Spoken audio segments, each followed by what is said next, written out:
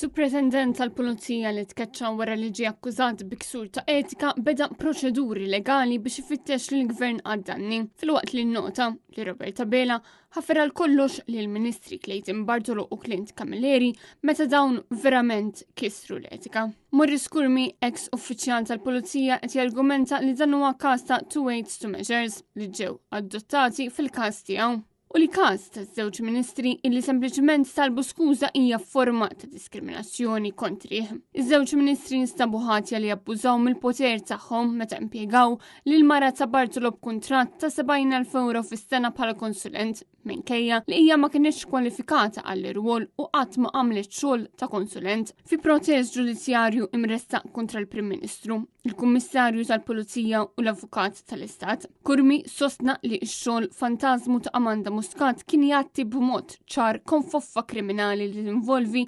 miżappropriazzjoni u frodi, kollha taħt il-barka tal-Prim Ministru. Kurmi kien ingħaqad fil-Korp tal-Pulizija fl-1991 u ħadem triqtu kollha fil-gradi li wasluh għal pożizzjoni ta' Superintendent. Iżda f'Ottubru tal-2023 kien sospiż mill-Kummissarju tal-Pulizija fuq allegazzjonijiet ta' ksur ta' etika wara li Times of Malta żvelat li kien irriżulta pożittiv għal kokaina. Kurmi dejjem xaħat din l-allegazzjoni kriminali. Fil-protest ġudizzjarju tiegħu Kurmi nnota li l-informazzjoni dwaru kienet inħarġet mill-medja jumejn qabel ma ġie sospiż formalment fit-18 ta' Ottubru. Ġimagħtejn wara fit-2 ta' Novembru is-Superintendent tal-Pulizija ġie mixli biksur ta' etika. Sussegwentament kien tkeċċa fil-25 ta' Ġunju 2024. Tkeċċija tiegħu kienet approvata mill-Prim Ministru. Issa, wara reazzjoni tal-Prim Ministru għal rapport tal-Kummissarju tal-Standards, Kurmi azzjoni legali addizzjonali dwar id-diskriminazzjoni li sostni li sofra minn taħt idejn l-awtoritajiet.